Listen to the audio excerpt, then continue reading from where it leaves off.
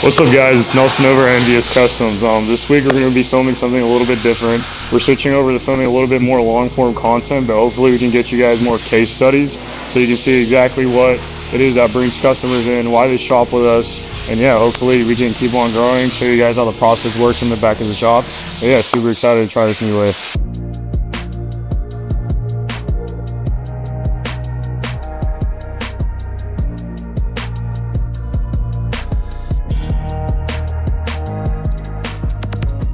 Do you know what shade you wanted to do on there? You gotta do 5 all around. Okay. Yeah, man. And you gotta do a visor on the shield. Okay, you want that one 5 as well?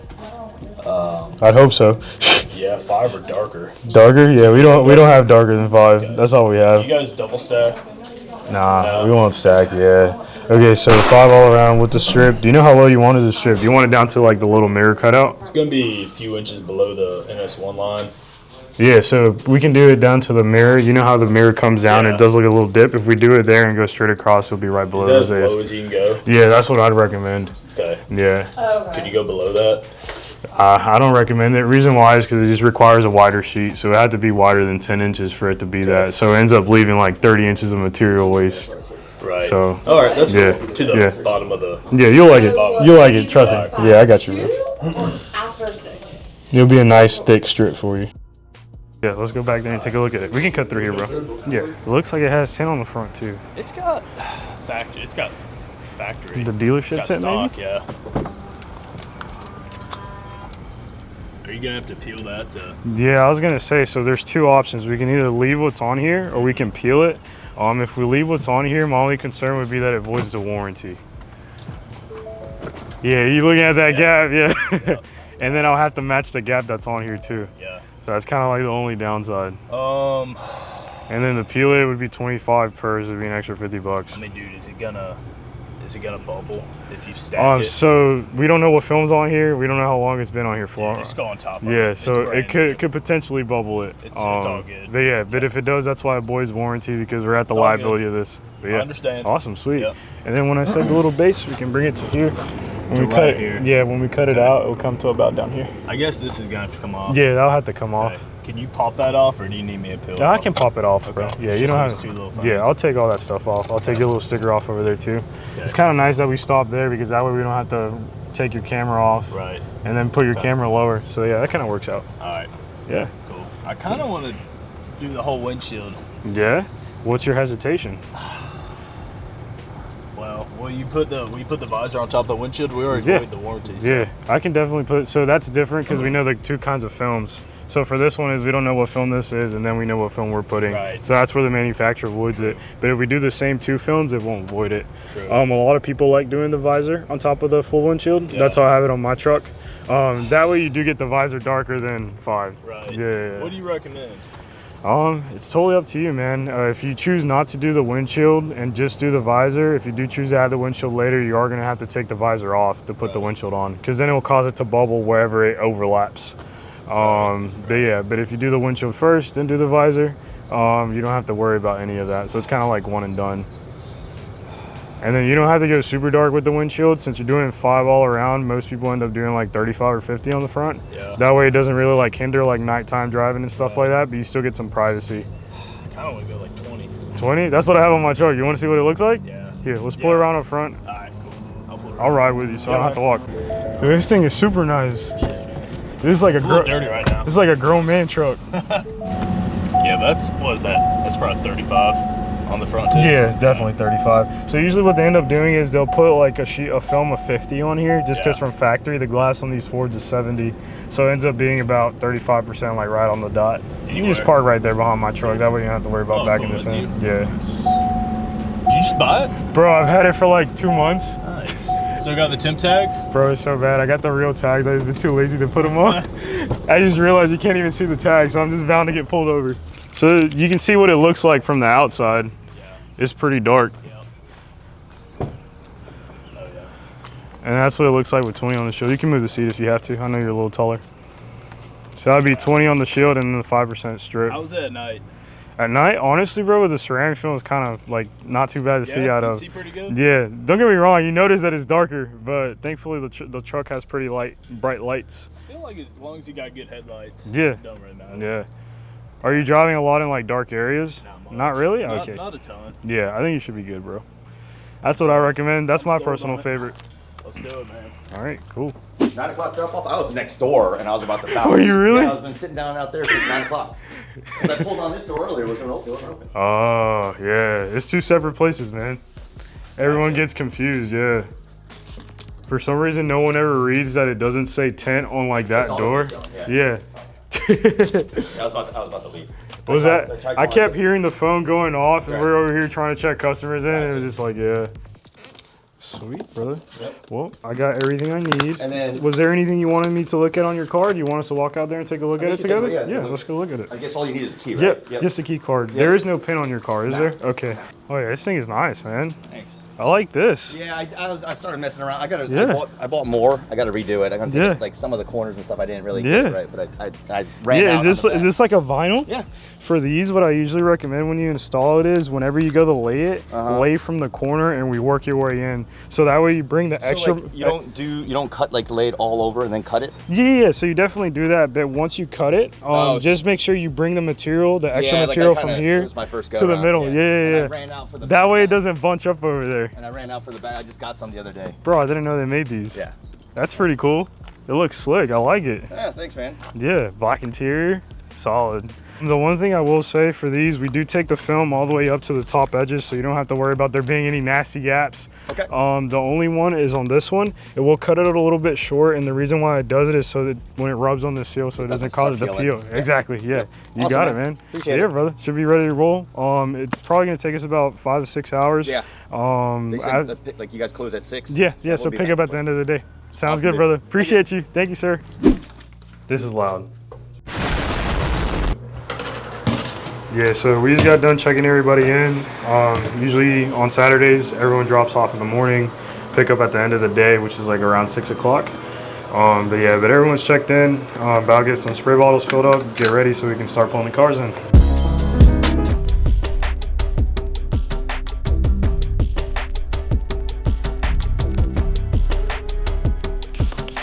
Usually when we pull the cars in, first thing we do is pull the seals out. The seals go right here, right behind the door panel. You just gotta pull the panel back, pull the seals out. That way we can install it a different way. There's two ways to install when you do tint. You can either bottom load or you can two-stage it, which is essentially a top load.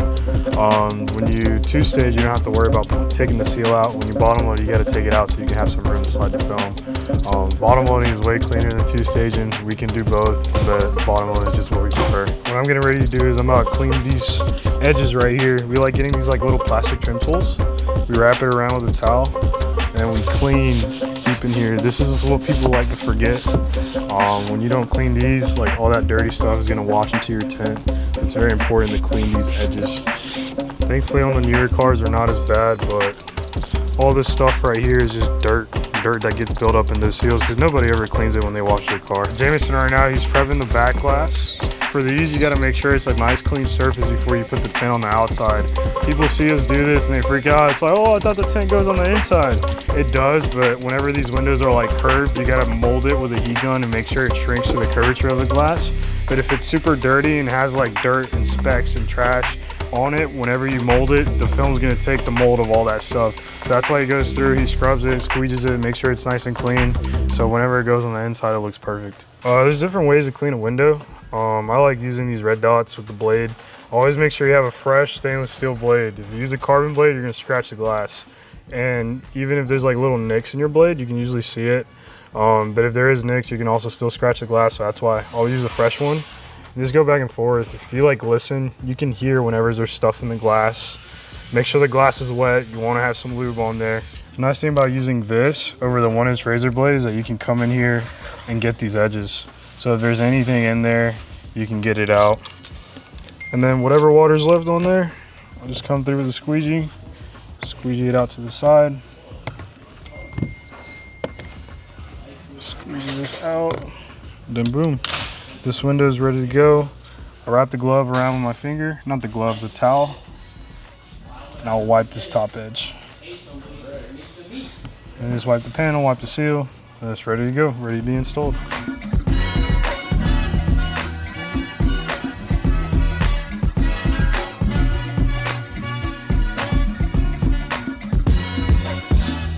got the first couple of cars done for the day. About to run up the street. There's not really too many food options when you come to our shop. A lot of customers try to like hang out, and sometimes it takes anywhere from 4 to 5 hours to get the cars done. And customers be like, oh, is there anywhere to like go hang out, go eat? We're kind of like an industrial parkway. Closest thing is a McDonald's, just kind of like mid. There is a Taco Bell though. It's like a mile away, so we're about to run up Taco Bell, get some lunch for the guys, get some food, take a little break. But yeah, you guys can tag along with us. This truck has all the good examples as to why I don't like tinting over tint. One, the gaps being bad. 2, the scratches. Every single imperfection is going to show right through, right? So this one, for example, if you come in and get a little closer to the camera, you can see where there is debris in the old film, and now it's going to show through. Whenever the customer comes to their car, they're going to see it. It's going to be the first thing that their eyes are going to go to. There's even a little hair over here in the old film on this side. If you look down at the bottom, and it's just all super noticeable, all because we ended up tinting over the factory existing tint. So, would you rather have this or just pay 50 bucks and have peace of mind? Decision is always yours, always a customer's decision. But personally, I wouldn't prefer it to be looking like this. The front windows we did 5 and it had 35 on it.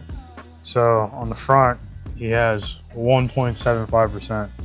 Just super dark. It's insane. About to do 20% on this van's windshield. It's a little bit on the darker side. It's like everything else, but I think it'll look pretty good. Unrolling a windshield on your own has got to be one of the hardest things to do. To me, this is harder than tinting a window.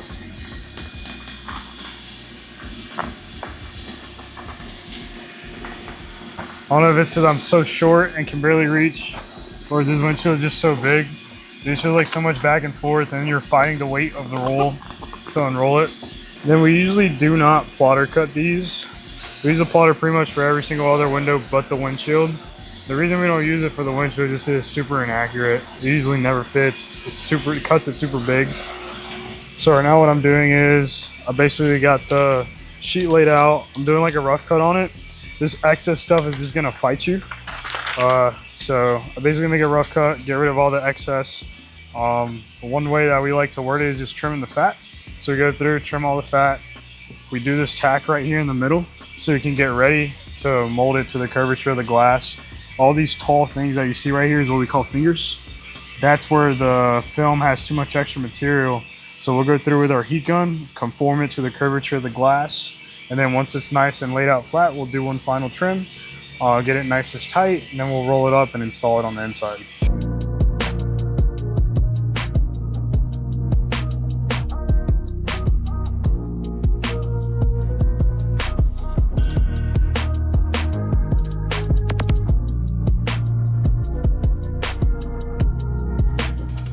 So right here, we're gonna separate the two. You can kind of see it like right there, the tint and the liner. You're gonna expose the adhesive side. You're gonna hand Jameson that side. People always ask us why windshields are so expensive. Windshields are the biggest piece of glass on the vehicle. They take the most amount of skill because you gotta shrink it. You gotta be able to install it without there being any debris or trash. And there's just like a lot of like time that gets involved with it. Thankfully, I've done this long enough to where it doesn't take me as long to do them anymore. You wanna get that bottom corner right there? Where it doesn't take me as long to do them anymore. But for like a newer installer who hasn't done it for a while, it's gonna take them anywhere from an hour and a half to 2 hours to install a windshield. That's all, just time. It's very labor intensive, and you still need like a second set of hands. I've been doing it for a while, and I still always prefer to have a second set of hands to help me install it. That way we can get the cleanest install possible. Because between reaching over, your hair can touch, your hand can touch, trash can get in, and it's not worth it. This is such a big sheet of material. It uses the most amount of material out of any window on a car. But yeah, that's just how we prefer to do it. Just makes it a lot easier. From here, we just got a glass of film out, tack it, and then it should be ready to roll. This is one of those new tools that have kind of like took over the internet in terms of like the tint side of things. It's called a tint brush, and it's kind of nice because you see when you see all these fingers here, you can just push it and it glasses it out. It pushes it out so you don't have to worry about it causing problems later. This makes it easier to handle the film. Dude, this thing is super sticky. You hear it? Yeah, gonna probably have to peel it back and respray the whole thing. I don't know why it got so sticky, even after I sprayed it. The reason I'm peeling it back, it just sounded super sticky. Whenever it sounds sticky like that, you're gonna get ghost marks. You don't wanna get too many ghost marks. They go away, they just don't look the greatest. And then you do run a higher chance of creasing the film too. So that'd be the biggest worry. So we got done with our first pass. After our first pass, what we want to do is do a second pass. That way we get as much water as we possibly can out. Even once we're done, there's still going to be like moisture marks and water ripples on the windshield. Those that we can't get out is just if we continue pushing it, it's going to smear the glue. And then if it smears the glue, it's just going to be there permanently. The water ripples that are left behind, as long as it sits out in the sun for a good week, it all goes away. That's usually the biggest concern for the customers. They'll come and say, oh, there's bubbles in my windshield, or there's bubbles in my tent. And it's like, yeah, bubbles versus water pockets are like two different things. They both go, the bubbles don't go away, but the water pockets do. They just have to sit outside so it can cure in the sunlight. And it's a weather game too. So the hotter it is, the quicker it's gonna go away. The cooler it is, the longer it's gonna take for it to go away. Bro, this thing is dark. You open the door and it's just like, voila. But that's what the customer wanted. I think it came out really nice. It looks really good. One thing I do want to bring up is a lot of customers ask us, because they'll come in with like dash cams on the front windows, back windows. Sometimes we'll leave them plugged in instead of like unplugging them, because it'll just be a solid wire and there's no way to unplug them. I think it varies from kit to kit, but I don't recommend sticking it back on until the windows are dry. You just don't want it to like peel itself. Oh, that's a vented seat. This is like a big man's truck. This thing is like nice. It makes me feel like a grown man. Like I'm ready to go pick up my kids from like football practice or something. From the construction side. From the construction side or something. Dude, this probably has like massage seats or something. This thing's nice. Anyways, until the film is dry, no sticking dash cams on the windows. You don't want to peel the tint back. Whether that's on the front or the back, I just don't recommend sticking it on there. So just wait for it to cure. Same thing applies to easy passes. Don't stick them on there. Just let it sit. You're just gonna have a couple of cables dangling for a couple of days, but hey, that way you don't have to worry about it peeling on you and you're like, oh no, my tint's messed up and I just got it done. And then if you got any oil change stickers, we usually put them on the screen so you don't lose them. Some people get upset about losing their oil change reminder stickers. The other thing too that's probably worth mentioning is a lot of these newer cars do have heads-up display. Customers ask all the time if they can still get their windshield tinted, and they can. It doesn't affect the heads-up display at all. If anything, it makes it easier to see just because it cuts some of the glare from the sun coming into the dash. Some Range Rovers have very delicate heads-up display, little screens. And if you don't tint the windshield and you just let it sit outside, the sun bakes on it, it gets caked in UV exposure, then it ends up damaging the plastic, and then the heads-up display ends up looking super distorted on the windshield. So if you just want to like even protect the inside of your dash on top of blocking out the heat and getting privacy, then we always recommend tinting the full windshield. But yeah, we're done with this truck. We're about pulling the next car. Next car is a Tesla Model 3. It's getting full vehicle and windshield as well.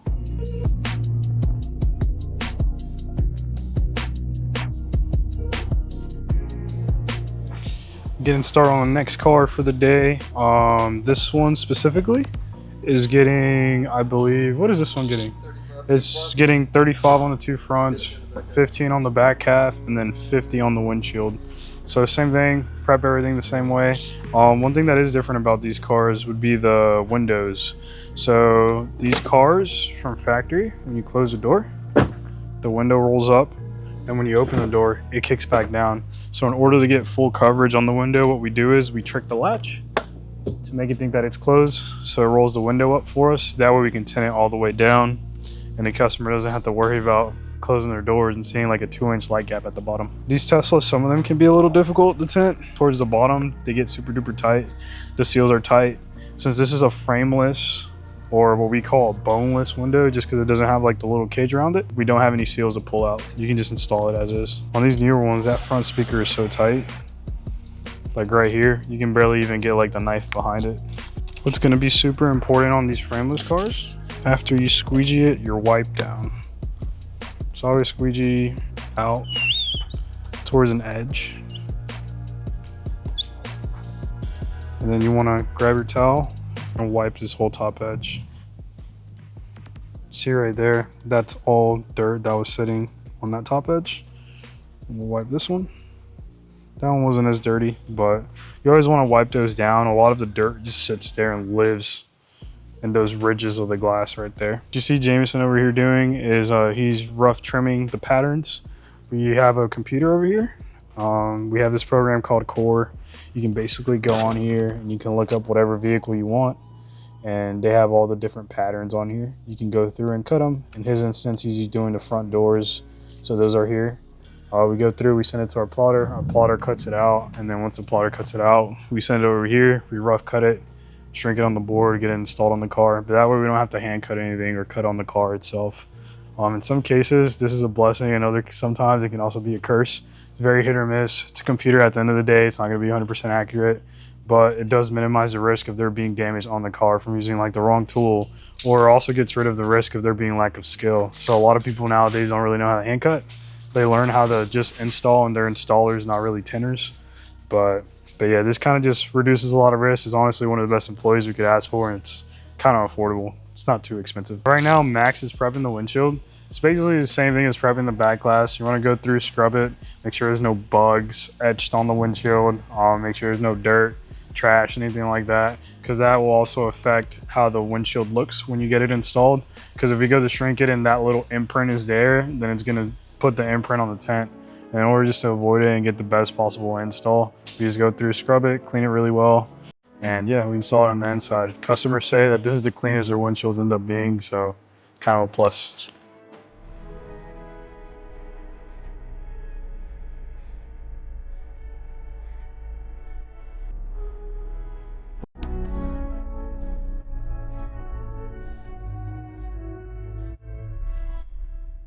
There was like on the driver's door, you can't see it. I think I just see it because I was like looking hard and scanning for it. Right here on the old factory tent, there was 3 little spots right there. Very small. Okay. Yeah. And then there was this hair right there. So there's nothing I can do about it. It's underneath the old tent. Right Yeah. oh, that's all good. That's all good, man. Yeah, I just noticed it and I just wanted to show you. And then yeah, big thing right now is gonna be while it's curing, just don't put the little camera up. You just don't want it to peel the tent back. Okay. You might have to get, I put it right here.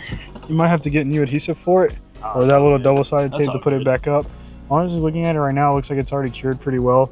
You're gonna see little moisture marks, little ripples like this throughout the windshield. That's just from where it's curing, where we have to use the soapy water. You can notice it down there more towards the bottom, where it's a little bit harder to reach. We can't press as hard. It'll go away. Yeah, but what do you think of the strip? Sit in there, man. See how you like it. Damn. Doesn't even feel like the same truck, man. Dude, we're inside the shop and we're getting out. We're like, dude, this thing's a black box. This thing is dark. You like the size of the strip? Yeah, that's nice. Yeah, awesome. Nice. The last one I had was like a little bit higher below the AS1 strip, and it was just the sun would just get under it. You know what I mean? So, yeah, that's good. Yeah, I know. Anytime we cut it right there to like the base of the mirror, I know when we come across, it's gonna bow like a couple inches down on the side. Yeah. But it's super nice cutting it there because it definitely helps a lot. That way you don't have to use the visor as much. For some reason, it looks darker in the front than it does in the back. Yeah, and it's because of the color of the dye. So up here, you basically have like 2 layers of tint, and back there, it's just a dye. So the dye on these tend to have like more of a brownish kind of look, whereas the front has more of a grayish kind of look. Really? And that's what takes a different color. Yeah, so your front windows, I think right now they're at like, what was it, like 1.something%? So they're like super dark. Yeah. And your back ones are like 2%. Okay. Yeah. I like it, man. Yeah, and then we put a sticker right there for you. It's not too dark. Oh, bro, you said you drive in the daytime. You'll be good. Yeah, so we just checked out the guy with the F350. He was super happy. Went over everything with him. And we're about to hop back into the windshield on this Tesla. Everything's prepped inside. It's prepped on the outside. It's ready to roll. Just got to install it.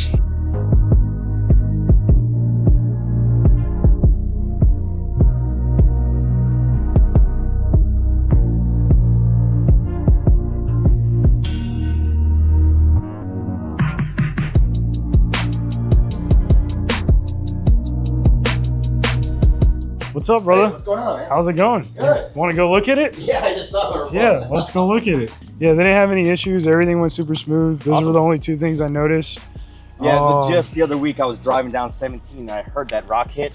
And it was one of those sounds where it's like, where's the chip? Yeah. And I looked up. And I was like, For the next couple of days on the windshield, Uh-huh. you are going to see these streaks okay. all throughout. On the inside, it's going to look like bubbles. Uh-huh. Just make sure you don't touch it. Okay. Try not to use a defrost on the front because this one actually blows from behind the dash. I think now we don't have to worry about the Yeah, defrost. yeah, thankfully, yeah. So it could like lift it at the bottom. Okay. But just make sure you don't turn it on. That way it can cure. It is going to take about 3 to 5 days for it to cure. We put a bright orange sticker on the switch over there so you're not tempted to roll it down. Gotcha. Yep, and then I do know the windows go up and down. Like I told you earlier, we go through and we shave all the edges. Yep. So you don't have to worry about anything they'd be getting caught. rolling. Yeah. Yeah, cool. Yeah, so you should good. be able to use it. And then for your camera up front, we do cut around it, so it shouldn't affect anything if you Any do of the have the view. self-driving or anything like that. Cool, man. Yeah, I figured you guys have done these before. Yeah, So I was yeah. just, I figured just leave you the key and then you Yep. figure it out, you know? Yeah, for sure, brother. Appreciate you guys for tuning in. Those are the 2 cars that we wanted to showcase to you guys for this week. We're going to start doing these weekly, so if you're interested, feel free to tune in every single week so you can check out the new episodes. We got a lot of like everyday cars to do, so we're going to get back to it. We got a couple more cars left so we can get on out of here. Appreciate you guys.